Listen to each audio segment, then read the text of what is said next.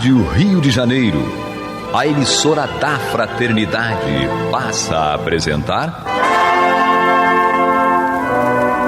Luz na Penumbra, programa que leva ao seu coração a mensagem da doutrina espírita.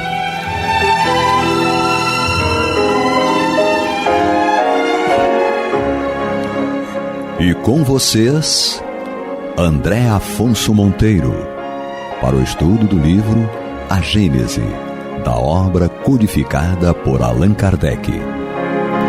Olá, amigo ouvinte internauta da Rádio Rio de Janeiro, emissora da Fraternidade, a rádio que toda a família pode ouvir. Programa Luz na Penumbra, comigo André Monteiro. Hoje aqui mais uma vez em dose tripla com Alexandre Almeida. Seja bem-vindo, Alexandre. Muito obrigado, votos muita paz a todos. E Carlos Alberto Ferreira. Muita paz a todos.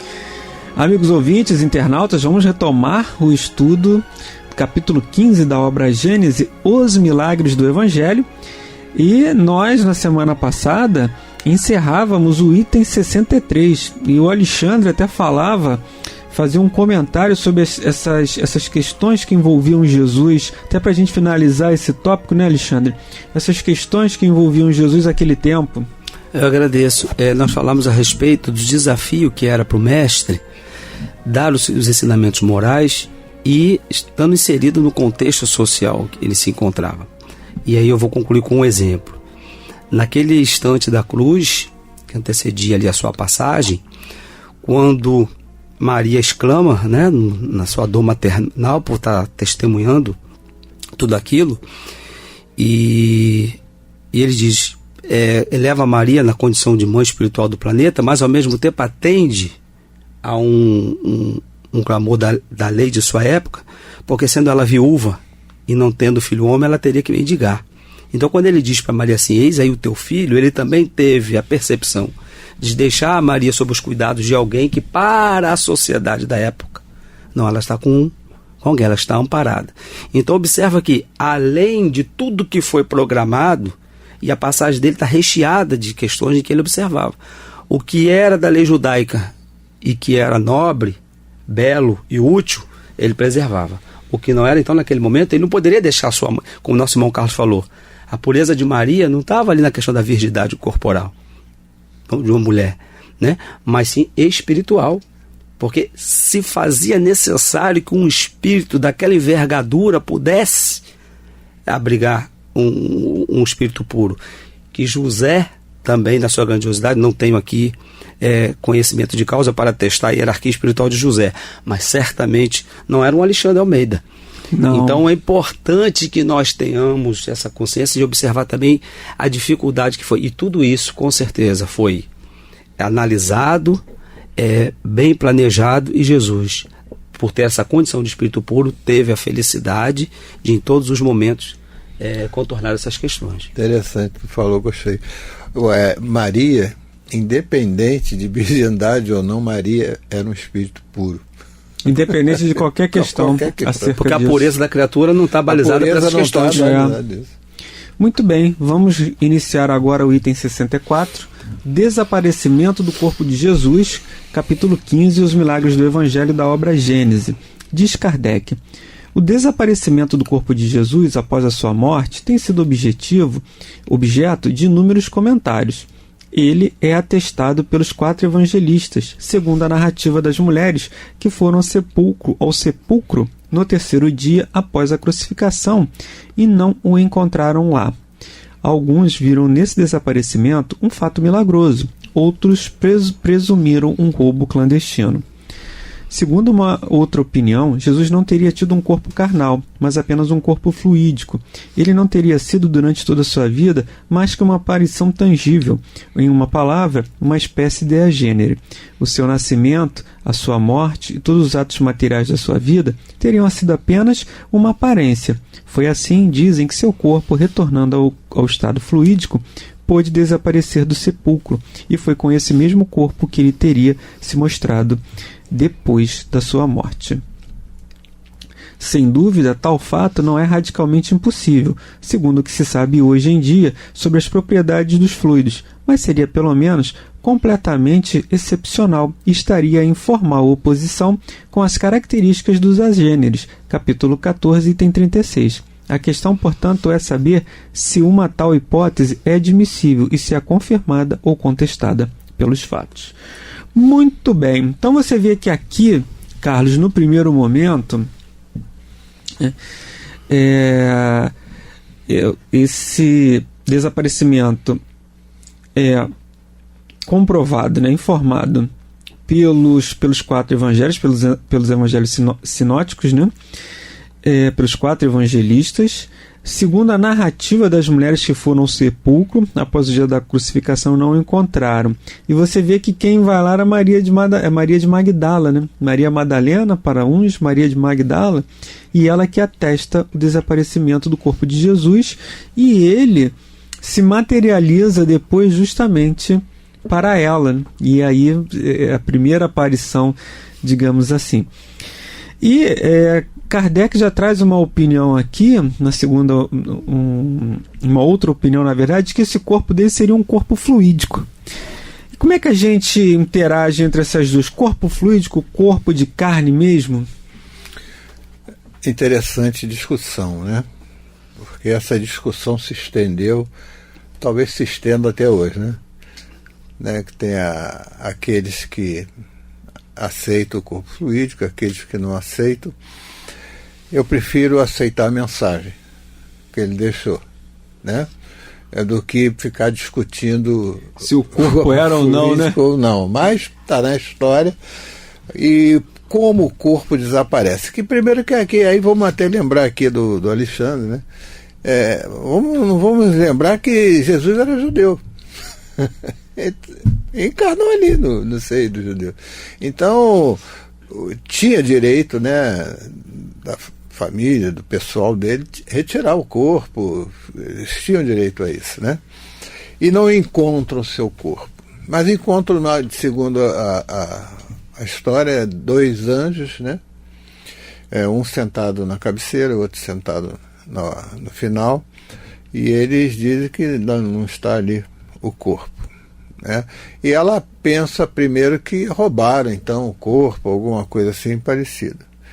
E aí vamos analisar a condição, no caso de Jesus, daqueles devotos, né, daquele que pudesse resgatar ali o corpo dele e que aquele corpo dele fosse alguma coisa de, vamos supor assim, de veneração, ficarem venerando aquele troço, aquela coisa toda. Então, isso não, para o próprio Jesus, não seria uma coisa, né, que não... E aí, a gente quando vê os feitos de Jesus e como ele trabalhava dentro dessas leis da natureza, e aquela capacidade de amor que ele tinha, como ele trabalhava essas questões fluídicas, né? Que é onde curava, onde levantava os caídos, os paralíticos. Por que não trabalhar também na desmaterialização do seu corpo? É uma hipótese, né? Talvez a gente não possa atestar isso, né?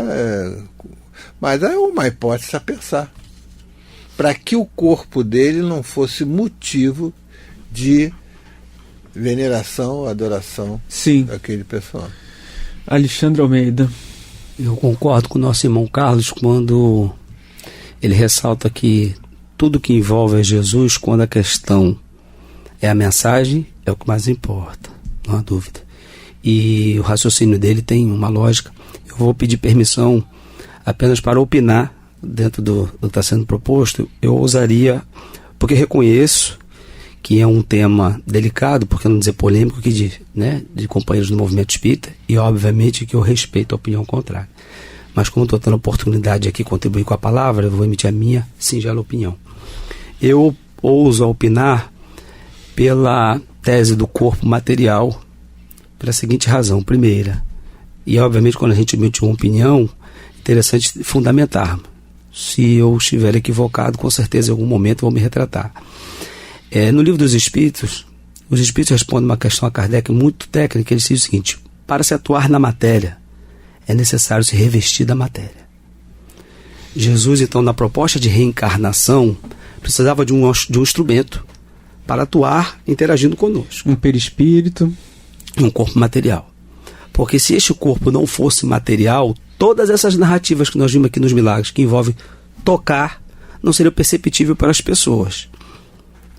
Bom, é uma linha de raciocínio que eu defendo. Segundo, seria, minimamente, termos que admitir que todo o suplício, o sofrimento de Jesus seria, talvez o termo teatral não seja o adjetivo correto, mas seria como nós poderíamos, então, equacionar vendo Jesus naquele sofrimento, se porventura estivéssemos num corpo fluídico diante daqueles golpes, que certamente não representaria dor física. Seria um teatro?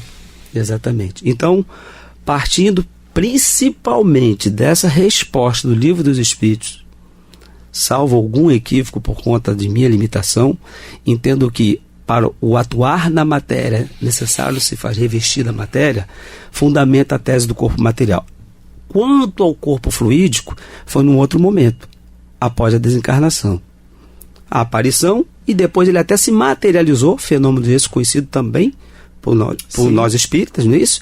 Para que pudesse dar o testemunho para Tomé, para aqueles que não tinham a vidência, a mediunidade da vidência. E aí, eu gostaria de concluir, André, dizendo aqui no final, perdão, você não chegou a esse trecho ainda, mas Kardec, ao final, coloca assim, ó: depois do suplício de Jesus, seu corpo lá ficou, inerte e sem vida. Foi sepultado como os corpos comuns e todos puderam vê-lo e tocá-lo. Então me parece que Kardec nos traz aqui a hipótese do corpo fluídico para que nós reflitamos que nós tivemos duas questões: a da experiência na carne e aquela que para alguns pareciam, tanto por isso que o termo ressurreição, poxa, voltou no mesmo corpo, foi o fenômeno da materialização. Então eu peço permissão para ousar a opinar, porque não entendo como poderia um homem. O nosso irmão Carlos, no programa passado, colocou algo que nós não ficamos à vontade para debater, porque não está registrado, mas dos 12 aos 33 Jesus também viveu. E há especulações, né, de que fazendo o que fez, o que está registrado pelos judeus, nos 4 cantos do mundo, em outras civilizações. E ter um corpo fluídico, estar num corpo fluídico, me parece que seria... não seria possível. Essa é a singela opinião que coloco diante da sua questão. Muito bem, amigos ouvintes, estamos no programa Luz na Penumbra, estudando a obra Gênese, capítulo 15, Os Milagres de Jesus, e hoje no item 64 e seguintes, nos itens, né, 64 e seguintes. Então, no 65, Kardec coloca: a estada de Jesus na Terra apresenta 2 períodos, o que precedeu e o que se seguiu à sua morte. No primeiro período, desde o momento da concepção até o nascimento, tudo se passa em relação à sua mãe, como nas condições normais de vida. Do seu nascimento até a sua morte, tudo nos seus atos, na sua linguagem, nas diversas circunstâncias da sua vida, apresenta as características inequívocas da corporeidade. Os fenômenos de ordem psíquica que se produziram nele são acidentais e nada tem de anormal, uma vez que se explicam pelas propriedades do perispírito e ocorrem em graus diferentes com outros indivíduos. Após a sua morte, ao contrário, tudo nele revela o ser fluídico. A diferença entre os 2 estados é tão marcante que não é possível compará-los. O corpo carnal tem as propriedades inerentes à matéria propriamente dita e que diferem essencialmente das propriedades dos fluidos etéreos. Então vamos dar uma parada aqui. Carlos, há um livro muito interessante que é do companheiro Wesley Caldeira, ele é de Minas Gerais, chamado Da Manjedoura a Emaús. E ele vem trazendo uma construção, é publicado pela Federação Espírita Brasileira, não é um livro mediúnico, ele é uma publicação que traz um Jesus histórico. Ele fez pesquisas sobre desde a manjedoura, desde o nascimento de Jesus, dos eventos que precederam ali, todas aquelas questões ele vai trazendo aquela construção. É óbvio que há uma pobreza de pesquisa, né, de dados de pesquisa muito grande, porque os historiadores, alguns sequer mencionam, conseguem, se não são os textos bíblicos, sequer há uma menção de um Jesus histórico consistente. Aquele Flávio, acho que é Flávio Joséfo, é um historiador hebreu, que ele fala: houve um Jesus, mas teve um homem em determinada época chamado Jesus. É talvez o único historiador que mencione Jesus fora do contexto religioso, do contexto bíblico. Então, o Wesley Caldeira, ele vem fazendo um trabalho de pesquisa que vem desde da perseguição, da morte dos bebês que nasceram. Ele vem trazendo toda aquela questão dos censos que ocorreram, então os dados de pesquisa bibliográficos, e nós não temos realmente, né, essa questão: o que Jesus fez? E uma das teses, né, que se argumenta é que Jesus apareceu já com 30 anos, que não se teriam dados, exceto aquela ida dele lá no templo, né, com 12 anos de idade. Mas uma das questões que se discute é isso, né?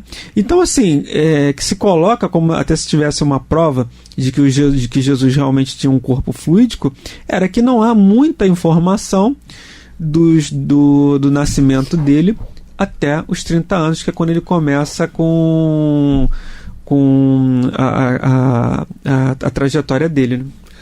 Acho que muita coisa se perdeu. Sim. Se perdeu, entendeu?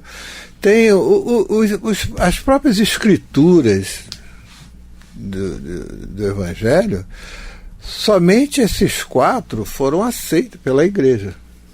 Sim. Né? Foram aceitas pela igreja. Mas nós temos aí o Evangelho de Tomé, temos outros evangelhos aí, que inclusive até tem um livro do Hermínio de Miranda falando de um desses evangelistas, que é muito interessante. Mas os que foram aceitos foram esses 4 evangelhos, mas muita coisa de Jesus não se tem realmente, ficou perdido por alguma razão, se perdeu. Mas já houve, né, inclusive Joséfo, né, ele narra realmente um Jesus que historicamente atrás apareceu um homem que se chamava Jesus. Chamava Jesus. Mas como uma frase, ele tem uma frase, né? Isso, né? Nós tivemos uma perda muito grande, foi a Biblioteca de Alexandria. Isso que eu pensei, na fogueira. Isso foi inestimável, essa perda, para nós. Quantos documentos nessa biblioteca existia e que foram queimados, foram destruídos, né? A humanidade teve, vamos dizer assim, né, teve uma perda histórica muito grande ali, entendeu? Mas o Jesus, ele veio como você mesmo falou, no tempo, aos 12 anos, ele ensinou aqueles sacerdotes ali, né, trazendo ensinamentos que eles ficavam dizendo assim: de onde que esse garoto traz tanta sabedoria, né? Mas a sabedoria do Espírito mesmo. E veio, eu acredito que Jesus veio trabalhando em vários pontos, em vários lugares aonde foi necessário e que se perdeu, né? Agora, informações. Mesmo o trabalho dele realizado nesses 3 anos, ele também não anotou nada. Não.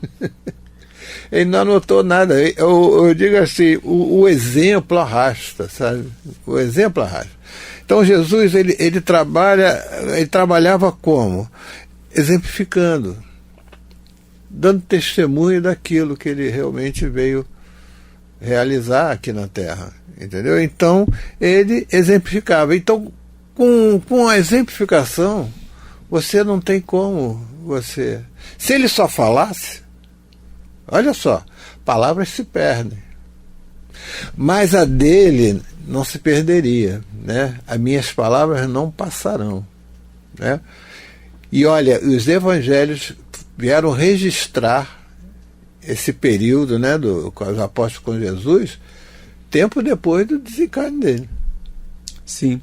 Tempo depois. E Lucas... eles foram escritos após a crucificação. E eu gosto muito de Lucas, porque Lucas ele esteve com Maria quando ele estava fazendo as suas pesquisas, né, sobre o Jesus. Ele foi ter com Maria, ele esteve lá em Éfeso e conversou com ela. Maria já bem idosa, já e com João também, chegando, né? Já ao momento, né? Ele esteve conversando com Maria e Maria passou em depoimento muita coisa para ele. Entendeu? Por isso que eu gosto muito do Evangelho de Lucas, entendeu? Que era, acho que, se eu não me engano, foi um evangelho em grego, se não me falha a memória. É verdade. Então, aí os próprios evangelhos, as traduções se complicaram, né? Cada um... Eu queria, inclusive, esse estudo histórico de Jesus, Carlos, já há umas informações de que o próprio hebraico da época e o aramaico, então, já eram línguas mortas, que a língua já era o grego. Então eles colocam, inclusive, que se tem evangelhos em hebraico, mas que originalmente eles não foram escritos, não teriam sido escritos em hebraico, e sim em grego. E aí depois é que eles foram traduzidos para o hebraico, porque era uma língua à época, segundo, morta, uma língua que já não era usada, que se usava o grego. É óbvio que a gente está falando aqui de suposições, especulações. Então olha, você vê como é que a coisa, né, traduz para cá, traduz para lá, muda, né? E olha que era um grego clássico, é aquele grego, né, mesmo, o de né? hoje não. É o grego raiz, né? É o grego raiz. Permite um adendo, segundo alguns especialistas, na rica biblioteca, né? Alexandria, o faraó Ptolomeu Filadelfo pediu para que fosse feita a tradução, né? Faltava a grande obra. E aí vieram 70 sacerdotes para traduzir da língua de origem para o grego. E aí, o que aconteceu na hora da tradução? 70 traduções diferentes. Por isso o nome Septuaginta. Aí eu falei, não posso ter. Eu quero a Torá aqui traduzida para o grego. Se reuniram, e aí os 70 sacerdotes. Então você vê que já da língua mãe, ou suposta, né? Como você mesmo colocou, talvez ela já tivesse sido escrita derivadamente. Para o grego, já houve alteração em função das dificuldades das línguas. E depois não vamos nem entrar na Vulgata Latina de São Jerônimo, tempos depois, que nós sabemos que historicamente tivemos manipulações. Então, sem contar os evangelhos, como nosso irmão Carlos colocou também, que as autoridades da igreja, com algum critério, não, esse vai, esse não vai. Então, temos que debater, como você colocou muito bem, com o que temos, mas por que não ter a responsabilidade de atentar aquilo que vai surgindo para novas reflexões. Muito bem, amigos ouvintes, nós estamos chegando ao final de mais um programa, agradecendo a todos aqui a participação junto conosco, agradecendo ao Alexandre, agradecendo também ao Carlos Alberto. Obrigado, Alexandre. Eu agradeço mais uma vez, votos, muita paz a todos. Agradecemos essa oportunidade. Amigos ouvintes, até a próxima semana com mais um programa Luz na Penumbra, estudo da obra Gênese. Você está ouvindo o programa Luz na Penumbra.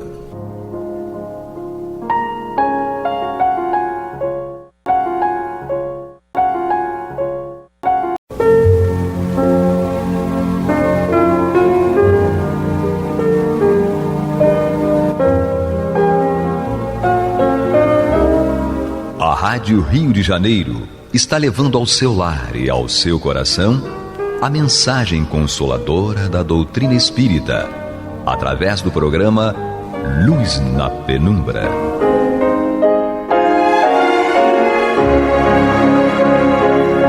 E agora com vocês, Nádia do Couto Vale, para comentar o céu e inferno ou a justiça divina segundo o Espiritismo, da obra codificada por Allan Kardec.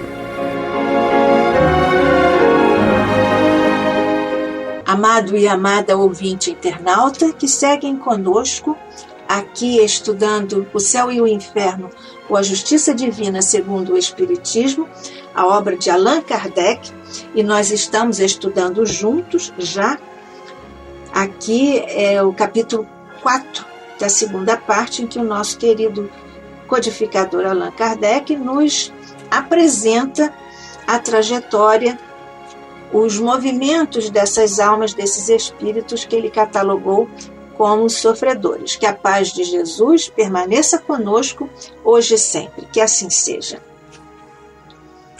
Já aconteceu de estar conversando ou querermos conversar com alguém e ser interrompido por outro alguém, forçando para falar? Isso é até comum aqui nas nossas conversas no mundo material, em nossas relações no cotidiano, não é mesmo? Mas e a mesa mediúnica? Isso acontece? Também acontece, mas é raro. Mas hoje nós vamos ver um desses casos. Nós já falamos sobre como é planejada a reunião de psicofonia ou de psicografia, ou seja, de espíritos se comunicando pela voz ou pela escrita. E nós já vimos que são espíritos muitíssimo bem preparados para essa reunião delicada e que, então, é avaliada, preparada com bastante antecedência, e os espíritos, esses espíritos bastante qualificados, vão analisando qual é a melhor possibilidade vibratória de poderem o espírito comunicante e o médium dar curso a esse ato de comunicação mediúnica que tantas vezes é uma caridade imensa. Aliás, é sempre uma caridade.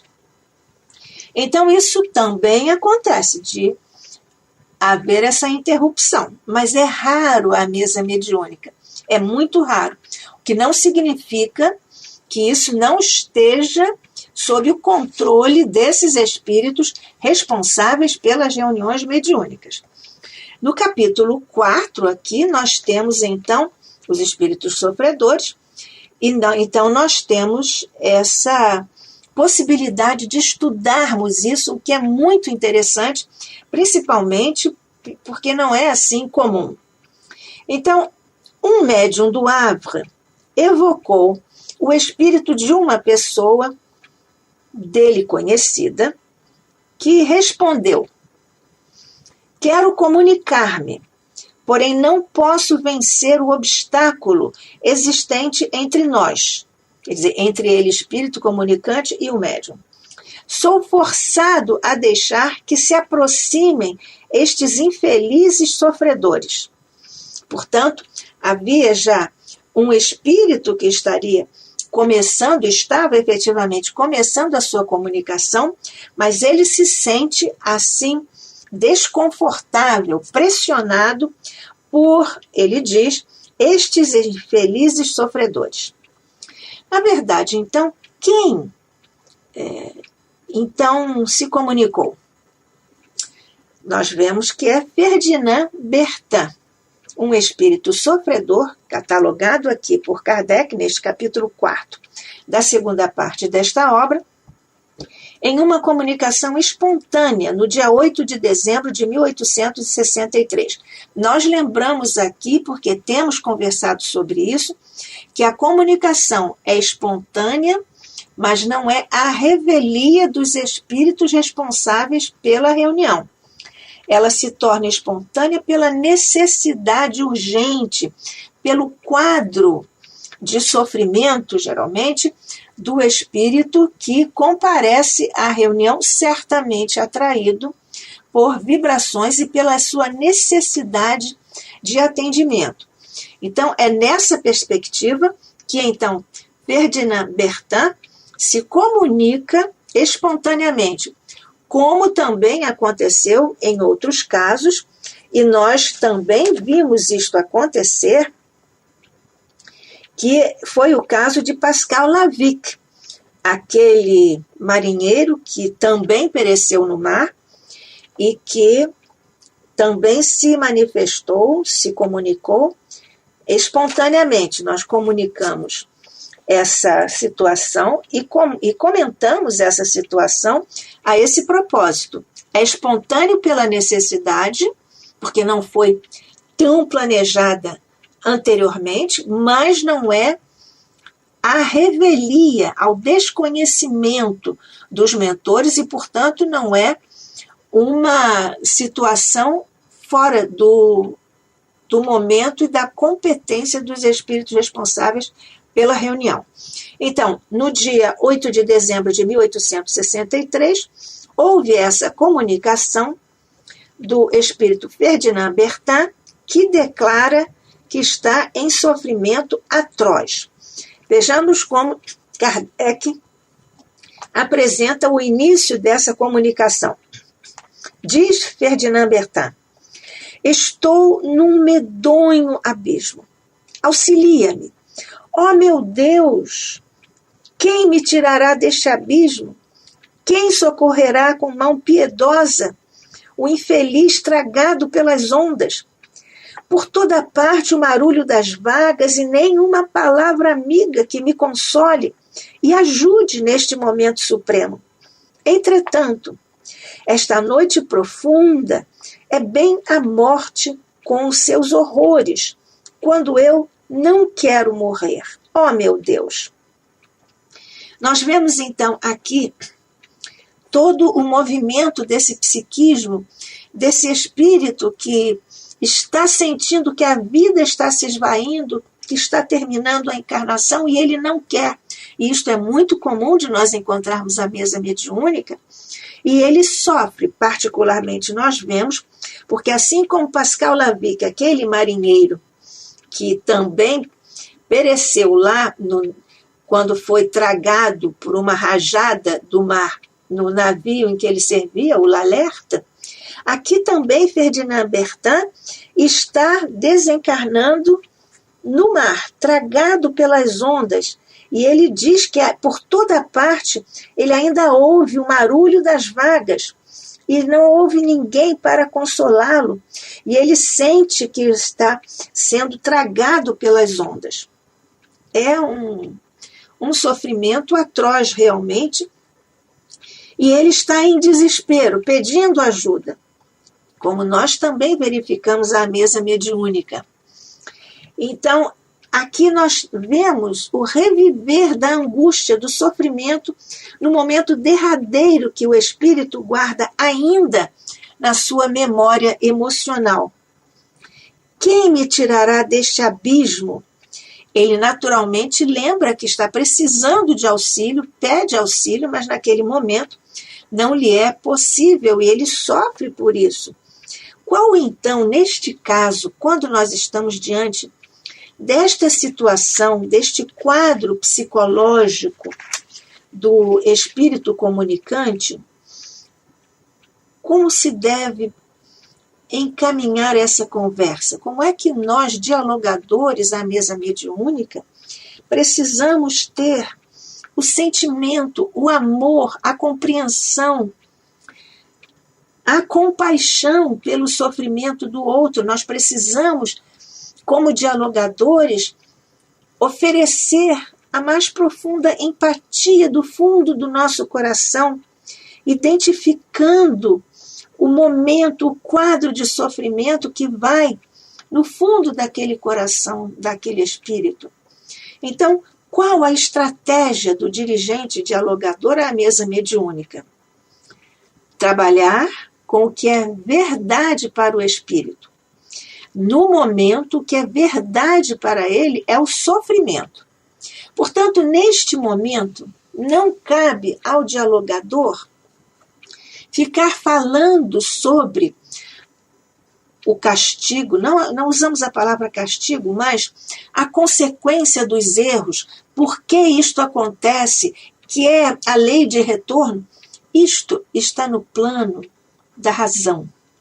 Mas o espírito está no plano da emoção, do sofrimento.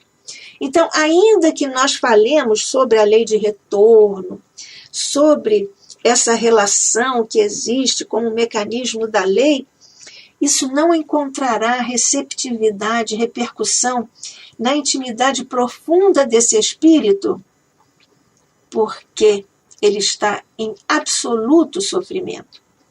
E nós também experimentamos isso ainda encarnados, quando nós estamos sofrendo muito e nós vemos como às vezes é difícil para nós raciocinarmos, usarmos a razão até mesmo para encontrar uma saída para aquilo que está nos fazendo sofrer. Pois é exatamente neste momento que nós, os dirigentes, os dialogadores das reuniões mediúnicas, precisamos ter o coração aberto, a empatia, para entender que naquele momento a verdade para o espírito é o sofrimento dele. E é disso que nós precisamos cuidar com ele. Não podemos ignorar isso quando conversamos com o nosso irmão desencarnado comunicante. Então, devemos nos colocar junto a ele e garantir que a ajuda está chegando, porque os mentores operarão essas providências magnéticas para o espírito, entre aspas, sair do sofrimento. Muitas vezes, o espírito comunicante precisa ouvir a nossa voz de encarnados pela faixa vibratória em que está ele vivendo o sofrimento, e é a partir daí, dessa nossa conversa, desse nosso diálogo, pela vibração da voz, que os mentores podem encontrar ressonância, receptividade da parte do espírito comunicante com as providências magnéticas que os espíritos superiores podem operar em benefício de todos nós, e neste momento operam em benefício do espírito sofredor, que é Ferdinand Bertin. Mas quando é que isto ocorre? Nós temos, em O Livro dos Espíritos, várias perguntas em que Kardec tratou deste assunto. Nós começamos, por exemplo, lá na pergunta, em O Livro dos Espíritos, lá na pergunta que tomou o número, vai desde 154 até várias outras perguntas, porque nós sabemos que o rigor de Kardec chega às minudências, aos detalhes.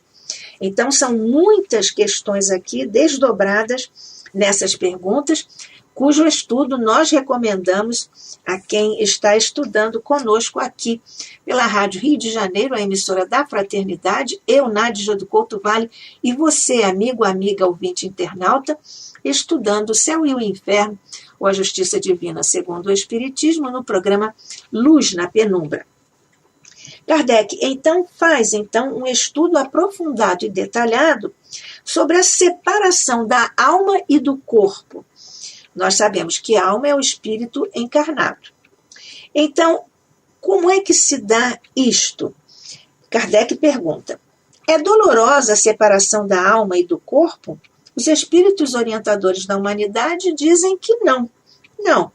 O corpo quase sempre sofre mais durante a vida do que no momento da morte. A alma, nenhuma parte toma nisso. Os sofrimentos que algumas vezes se experimentam no instante da morte são um gozo para o espírito que vê chegar o termo de seu exílio. No mundo natural, a que sobrevém pelo esgotamento dos órgãos, na morte natural, uma consequência da idade, o homem deixa a vida sem o perceber. É uma lâmpada que se apaga por falta de óleo. Como se opera a separação da alma do corpo? É pergunta 155 agora, anterior 154. Os espíritos respondem que são rotos os laços que a retinham, a alma ao corpo, então ela se desprende. Essa separação se dá instantaneamente por brusca transição? Haverá alguma linha de demarcação nitidamente traçada entre a vida e a morte? Não. A alma se desprende gradualmente, não se escapa como um pássaro cativo a que se restitua subitamente a liberdade.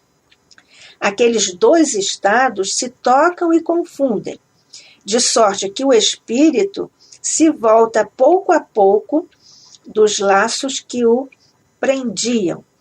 Ele se volta e se solta desses laços que o prendiam. Estes laços se desatam, não se quebram. Na verdade, Kardec aqui explica, durante a vida, o espírito se acha preso ao corpo pelo seu invólucro semimaterial, que é o perispírito. A morte é a destruição do corpo somente, não a deste outro invólucro que do corpo se separa quando cessa a vida orgânica. Essas são questões importantes para nós aqui meditarmos sobre o que Ferdinand Bertin está vivendo lá no mar, lutando para permanecer vivo, está em sofrimento total, pede ajuda, deseja ajuda, mas ela não chega. Ele sente que a morte está chegando, ele diz que ele vai ser tragado pelas ondas. E então nós vemos que o Ferdinand Bertin está em vias de ter uma morte violenta. Ela pode se dar por acidentes, por tortura, por suicídio, mas essas mortes violentas, quando ocorrem, na verdade, dá-se um outro fenômeno, que é a dificuldade, a lentidão da separação do espírito do corpo que lhe serve de instrumento. Então, é neste caso, então, que está vivendo o nosso Ferdinand Bertin, como foi o caso que viveu também Pascal Lavie, também padecendo e perecendo no mar. Então, nessa vez em que nós estamos estudando este mesmo fenômeno, Kardec pergunta, na pergunta 156 em O Livro dos Espíritos, a separação definitiva da alma e do corpo pode ocorrer antes da cessação completa da vida orgânica? E os espíritos respondem, porque aqui seria fácil para Ferdinand Bertin se libertar e deixar o corpo perecer e ele se libertar. Isto acontece quando os espíritos são muito evoluídos e eles conseguem dominar o fenômeno e libertam-se sem nenhum apego. Eles conseguem dominar o fenômeno de natureza vibratória aqui, magnética. Mas não é o caso da maioria absoluta dos desencarnantes. Então, os espíritos superiores respondem ao nosso querido Allan Kardec. Na agonia, a alma, algumas vezes, já tem deixado o corpo. Nada mais há que a vida orgânica. O homem já não tem consciência de si mesmo. Entretanto, ainda lhe resta um sopro de vida orgânica. O corpo é a máquina que o coração põe em movimento. Existe enquanto o coração faz circular nas veias o sangue, para o que não necessita da alma. Portanto, como o corpo é uma máquina, e aliás, André Luiz define como uma máquina divina, como é uma máquina, pode ser que esse bombeamento do sangue pelo corpo, operado pelo coração, na verdade, isso pode continuar e o espírito já está liberto, solto, livre daquela ligação que nós vimos pelo envoltório, pelo perispírito. Então, o nosso Ferdinand Bertin está nessa situação. Então, vamos continuar aqui com a comunicação de Ferdinand Bertin.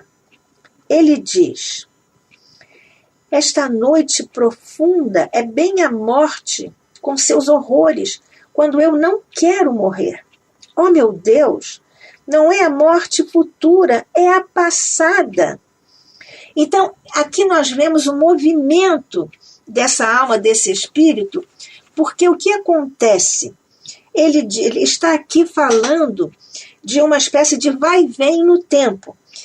Quando nós estamos encarnados, a morte é um evento futuro. Mas quando ela já ocorreu, evidentemente que é um evento passado. Mas ele aqui, no momento exato dessa desencarnação que ele não deseja, ele está achando que vai desencarnar, que vai morrer, mas ele já acha que isso é um fato passado. Então nós vemos aqui como é interessante e instigante a nossa relação com o tempo. E ele diz: esta noite profunda é bem a morte com seus horrores, quando eu não quero morrer. Então ele acha que a morte é futura. Oh, meu Deus, não é a morte futura, é a passada, porque aí ele sente que está tragado. Estou para sempre separado dos que me são caros, diz ele. Vejo o meu corpo e o que há pouco sentia era apenas a lembrança da angustiosa separação. Ele aqui reconhece que ele estava vivendo o momento da separação do corpo. Tende piedade de mim, vós que conheceis o meu sofrimento. Orai por mim, pois não quero mais sentir as lacerações da agonia, como tem acontecido desde a noite fatal.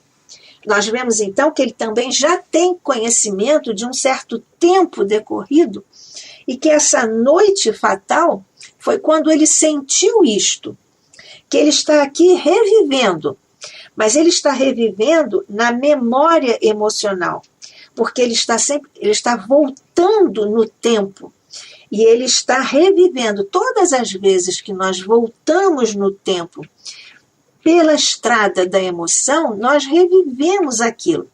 Seja uma emoção boa, seja uma emoção dolorosa, como é aqui o caso de Ferdinand Bertin, nos falando sobre o momento da sua desencarnação, que nós estamos aqui vendo como numa espécie de filme. Como é que isto acontece, como está o espírito vivendo isso, como é que ele se sente em relação a uma coisa, de um fenômeno de que ele é mesmo o sujeito, não é? O participante, o protagonista, mas ele acha ao mesmo tempo, como ele não quer morrer, que a morte é uma coisa futura, e ao mesmo tempo ele reconhece que é uma coisa passada, que já ocorreu e que, enfim, ele está, entre aspas, morto. E ele diz: estou para sempre separado dos que me são caros. Aqui, o grande momento em que o espírito experimenta pela via do sentimento as relações da sua afetividade. Ele tem amigos, tem família, tem projetos, então ele se sente neste momento, porque não entende nada, não tem o conhecimento que a doutrina espírita nos dá, então ele diz: estou para sempre separado dos que me são caros, coisa que nós espíritas sabemos, temos absoluta certeza e consciência de que a verdade é de que nós não perecemos como espíritos que somos, não perecemos com o corpo e que nós, assim, sobrevivemos à morte do corpo físico e encontramos os afetos do nosso coração, os amigos, todos aqueles que nos são caros. Nós vamos aqui vibrando na direção dos espíritos sofredores que neste instante experimentam duras provas e até expiações. Que a tua misericórdia, ó Pai Celestial, ó Deus nosso Pai, possa aliviar o sofrimento desses nossos irmãos. E nós continuamos o estudo em nosso próximo encontro, se Deus quiser. Que a paz de Jesus permaneça conosco hoje e sempre. Que assim seja.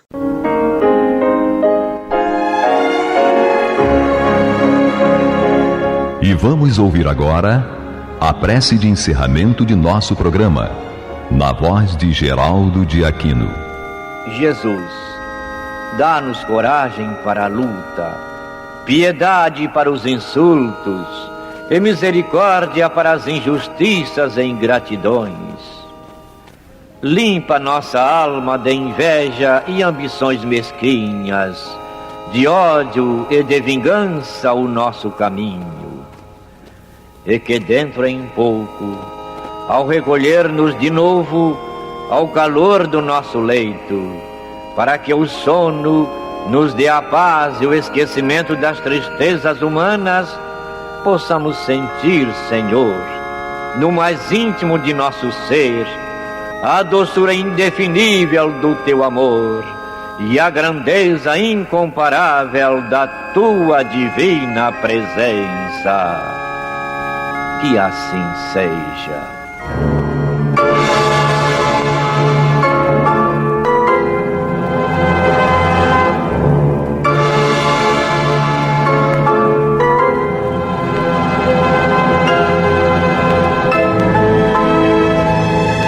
Acabamos de apresentar o programa Luz na Penumbra, que voltará a ser apresentado amanhã às 21 horas nesta emissora.